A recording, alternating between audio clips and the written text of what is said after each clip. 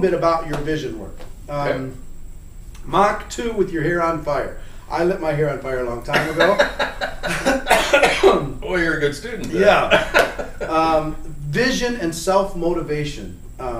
So many people, I think, struggle with this ability to motivate themselves because society has preconditioned them to be motivated by external forces. Right.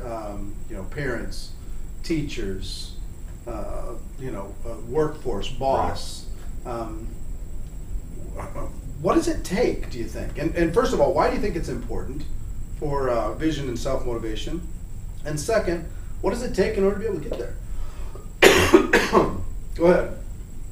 Well, I studied this. I have studied it for 35 years. I've been a student of not only the network marketing industry, but personal development. I was very fortunate to be involved early on in a network marketing company we had products, but we were all about personal development.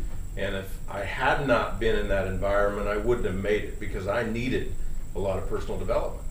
The things that I studied, though, were lacking something for me. And I just kept pursuing people and studying and reading and going to seminars and hooking up with people. And I studied under one guy who just had the lights all come on for me. And there's a couple of distinctions that this book is based on. We were in a seminar this morning, and Jeff Olson was talking about Think and Grow Rich, which is like, one of the most important books of all time in personal development. And I personally struggled with that book. It was hard for me to get through. I didn't understand a lot of the concepts. And one of the things that I had working through my organization in the beginning is I had a burning desire to be successful. But that didn't seem to matter. All that seemed to do was keep me in the game, kept me from quitting. But it also created a lot of frustration and a lot of blood, because I just kept beating myself up. I wouldn't quit. And I ran into a guy that gave me a distinction between desire and motivation. And the lights all came on for me. And as I studied it more and more, I got clear and I started teaching it. And then the book is basically all about how to create it. I'll give you an example of the distinction between desire and motivation. Desire is really wanting something really, really bad, and you got a white hot burning desire for it and all of that. But what you're affirming when you have desire is that you don't have something. So if you really want something, what you're saying to yourself and the universe is, I don't have it, I'm lacking, it's over there, I want it. And that's important for creating direction, but it's not motivation. Motivation, how I define it in this book, is some examples. Motivation is enthusiasm. So if you want to become wealthy, it's one thing to want it. It's another thing to be enthusiastic about the path to get it. So one of the examples I'm going to teach this afternoon, for example, to a group here in about an hour, I'm going to ask them, if you can get yourself and keep yourself enthusiastic enough about your goals, what could you do?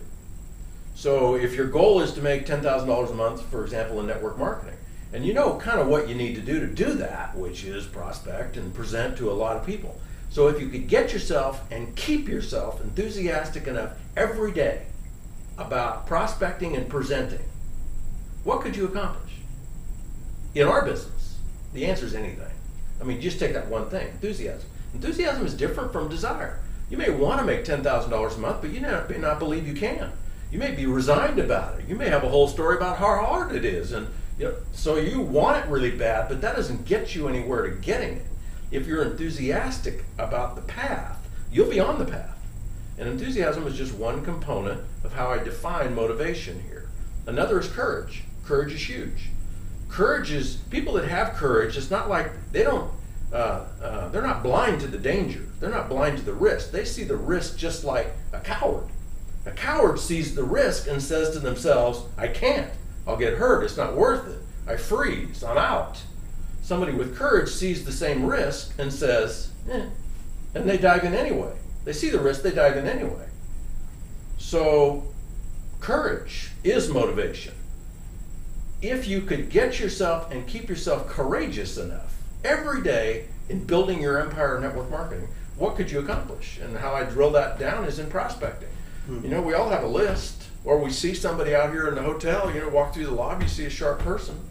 The person that's a coward sees the sharp person and they make up how it's not a good time, they won't be interested, I won't land well, they don't know me, I don't have any credibility. The person with courage sees somebody sharp dressed, prospect, boom, they're on them. They got courage. That's motivation. If you have courage, what can you accomplish? The answer is anything. Persistence is a function of motivation. And the most important is creativity. Creativity shows up in two forms. One is problem solving. And we all know the only difference between point A and point B is a series of problems. You keep solving the problems, you're going to move between point A and point B. And problems are solved through creative solutions. But the most important component of creativity is creative interpretations. Creative interpretations, the best way to explain it again is you're looking at a prospect. Somebody who's unmotivated, they may have a white-hot burning desire. But somebody who is unmotivated sees a prospect and they make up. These are creative interpretations.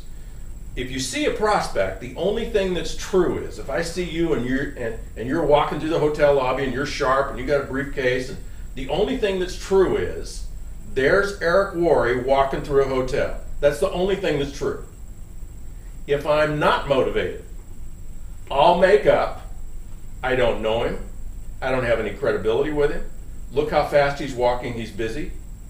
I don't have my materials with me. I don't know what to say. Those are what I call red light creative interpretations. If I make up red lights, I'm out of the game. I will not approach you. If I make up, look how sharp that guy is. Looks like a business guy, looks like an entrepreneur.